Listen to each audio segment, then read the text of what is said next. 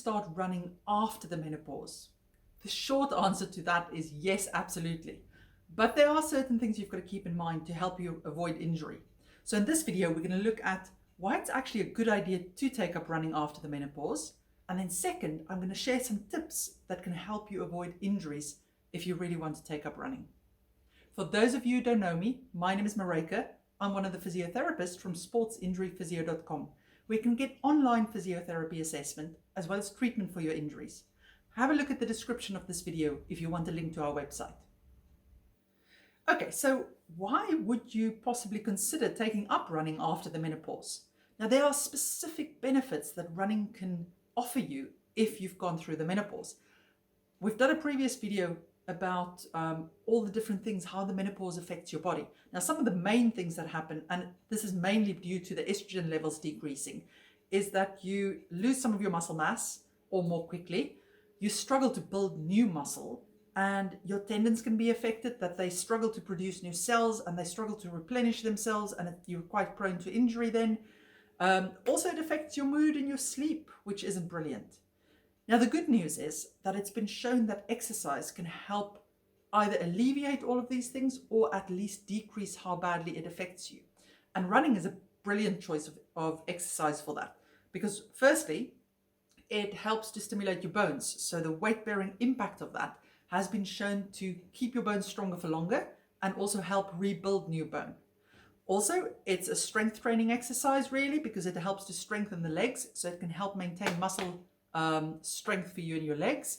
And it improves your mood and your sleep as well, so it can help in that way. Also, it helps to strengthen your tendons, because you use your tendons of your lower body during that when you run. So now that we know that running is actually a beneficial thing to do after the menopause, how can you do it cleverly or start running if you've not run before, or you've had a long break from running and you've gone through the menopause? The first thing is that we have to remember that once you've gone through the menopause, your body can't recover as quickly from exercise as it would do before. And this is even for people who's run all their life. If they don't adapt how they train after the menopause, they're more prone to injury. And the reason for this is that whenever we do exercise, doesn't matter what you do, even if it's just cleaning the house, our body accumulates micro damage. And this is absolutely normal and actually what we want, because it's that micro damage that signals to the brain that we've got to rebuild these cells stronger and tougher, because I want to be able to do these things. Now, it takes a certain number of hours after an exercise session for the body to take away the injured cells and rebuild them and make the new cells lovely and strong, that you can do more exercise afterwards. If you don't allow that full recovery period to happen, that's when injuries happen. And when you've gone through the menopause, because your estrogen levels are lower, you don't quite recover as quickly as you used to. So it's important to keep that in mind, because I'm going to come back to that in all of these points. Now, you've not run before, or you've had a break of several months or a year or so from running. What's the first step to do? Is build up your walking endurance. So if you've not been walking regularly for at least 30 minutes at a brisk pace for the 2-3 times a week for the last 6 weeks, you should first work on your walking endurance. And this is for 2 reasons. One, it helps to, it places a load on your tendons and your bones and your muscles, and it produces a base strength that you need in them to actually then take up a run-walk program, which is the next step. So you have to build up that strength and endurance for walking first before you can go on. But the second important thing about that is it can help you to start understand your body. It can help you understand how your legs and your body feel and experience the exercise you're doing, and how many recovery days you require, for instance. So whenever you do exercise, especially when you've gone through the menopause, use the period after that, the next few days, to see, how do I feel this morning? I did my exercise yesterday. How am I feeling when I wake up? Can I feel I've exercised, or does it feel quite okay? Do I feel fine to go again by the afternoon, or can I still feel that my muscles have worked? Because those are all signals that will tell you whether you've actually recovered fully or not. Now, the second point for if you want to take up running is, once you've built up your your walking endurance, start with a run-walk program then. Now, a run-walk program is simply a program where you do a minute or so of running and then a bit of walking. And the reason for that is your tendons and your muscles and your bones all take a lot more strain, or there's a lot more stress put on them when you start jogging than when you just walk. So they won't be strong enough yet to cope with continuous running for long periods of time. Also, you may find if you've not done other cardiovascular exercise, you're going to get out of breath and it's going to feel like really hard work. And it's so common that I've got so many friends who never ran in their life and then takes up running and say, oh, I can't run because I get too out of breath. Well, it's actually because you're trying to do too much for your level of fitness. You've got to allow your body to adapt. So a run-walk program is brilliant for that because you do a short bout of running, easy jogging, not fast, and then you walk and allow recovery. And then you can jog again. Now, there are quite a few different programs out there that you can look at, but the NHS has a Couch to 5K program that works quite well for people usually. Let me just see if I'm not letting anything out from that bit. Oh yes, the other important bit for this is, besides the point that your body needs to strengthen through the run-walk bits, is that running form is quite important. So what do I mean by running form? It's how your body moves when you're running or jogging. Now, when we get tired, we have poorer form. We just don't control our bodies. We sag into things. So it's better to, especially at the beginning, use a run-walk program and concentrate when you're doing that minute of running. How am I feeling? Am I being nice and upright?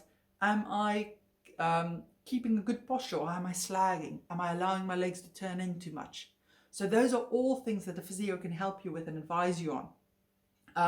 But yes, so walk-run program is absolutely brilliant. So then if we look at point number 3, it can be quite challenging when you're training with other people or have other people around you to not feel that you're too slow or you want to be faster. But remember, speed is relative to what you've done in the last 6 weeks. So if you've not run at all, then even a slow jog is quite fast for your body. And to run faster, our muscles have to contract more forcefully. There'll be more force going through your tendons as well as your bones. And those are all things that you have to build the strength in those structures over time. So remember that cycle as I spoke about earlier, where every time you exercise, you accumulate a little bit of micro damage, but then the body repairs it stronger for the next session so you can do a little bit more. And that process literally takes months and months and months. And to get from not running at all to running a really nice fast 5K can take a couple of years sometimes. So speed is always relative to what you've done in the past. And honestly, don't even worry about building or trying to do speed workouts until you've built a good volume of slow jogging in a week. And you got to that point where you can do 5Ks at an easy pace without even thinking about it. Only then should you start thinking about building speed into it. You will find in any case that if you just continue to run on a regular interval, so 2 to 3 times a week, your speed will naturally improve because you're going to get stronger, you're going to get fitter, your cardiovascular system is going to improve, your muscle strength is going to improve. The way you run, your running style will improve because you'll just get fitter. So for new runners, the best way to get faster is just to keep on jogging and get fitter.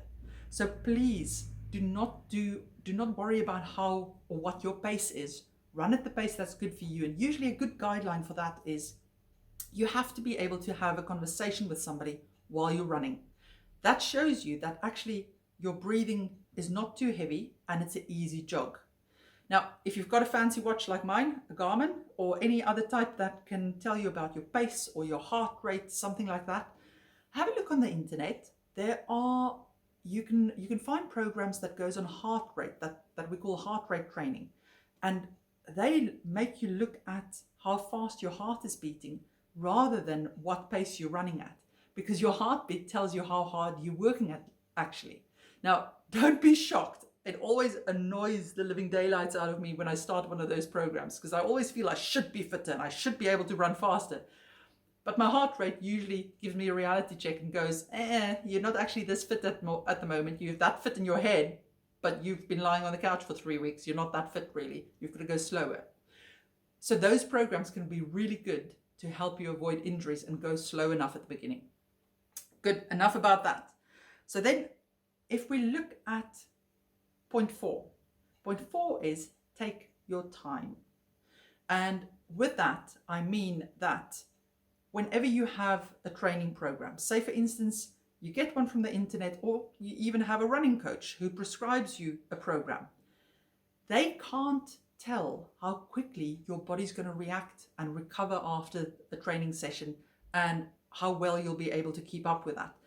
Usually we give programs that is a best guess for your situation, but then you've got to observe and see what your body does. So I would say for somebody who's totally new to running 2 to 3 times a week is max, because you need enough recovery times in that week. Also, you'll see a typical run walk program will start with just walking, and then after a while start adding in a minute or 2 minutes of running, and then as you build the volume, the minutes of running will become more and the minutes of walking will become fewer. But what I want you to do is not follow that program like a slave. So for instance, say my program says today I've got to do 2 minutes of running, 1 minute of walking, repeated 6 or 7 times.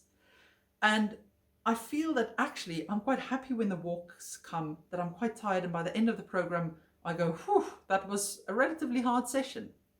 That means that I'm likely not okay to do more the next session. It would be better for me if I repeat that session a few times, that I become totally accustomed to it. Because remember, it's not just about my tenacity and can I do this? It's actually about, is my cardiovascular system adapting to this? Are my muscles and my tendons able to build the strength they need in such a short space? So say for instance, you do a session today, and then in 2 days time, you're meant to do a session that's slightly harder or more running or something like that.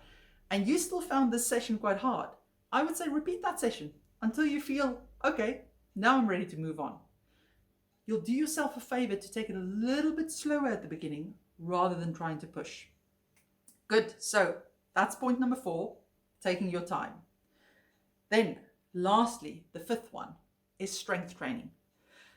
Now, the term strength training can put people off, because immediately when you think, or when I think of strength training, I see people sweating, I see people lifting heavy weights and getting quite tired.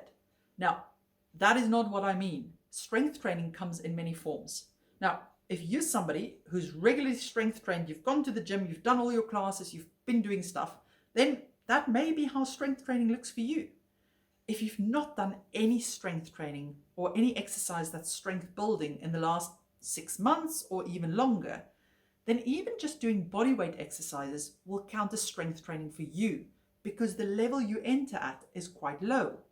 And also, it doesn't have to take masses of time, because that's the other thing. People think, I don't have time in my day to fit in strength training. But actually, if you go to somebody who can look at your situation, look at, okay, how much time do you have in the day, and pick 3 or 4 exercises that work several muscles at the same time, you can get away with 20 minutes twice a week of strength training, and that will already make a difference. I've just realized I've not told you why you should be doing strength training. The whole reason why strength training is important to avoid injuries or to prevent injuries, and this is even for people who are regular runners, it's not just for people after the menopause, is you need a good base strength in your body to keep a good running pattern and to help your muscles have better endurance and cope with running. So there's a lot of research out there to show that regular strength training for runners can help to prevent injuries. Very well. Hope you found this useful. Now remember, if you need any help with any of these aspects, we can help you at sportsinjuryphysio.com. We can help assess your base strength. We can work out, depending on what you tell us you want to be doing, what equipment you want to be doing, what exercise would be best for you. And then we can look at what type of running program you want to be doing and possibly advise you on how to best adjust it around your life. Because that's something else to remember. If you have certain days in the week where you're already on your feet a lot and doing lots and lots of walking or standing, those may not be the best days to go for your run afterwards or do your strength training afterwards because your legs are already tired. So it's thinking about the whole day as well and where best to fit these things in that your body can recover properly. Brilliant. Let us know if you've got any questions. And remember, if you need more help with an injury, you're welcome to consult one of our physios via video call. Link to the website is in the description of this video. Take care.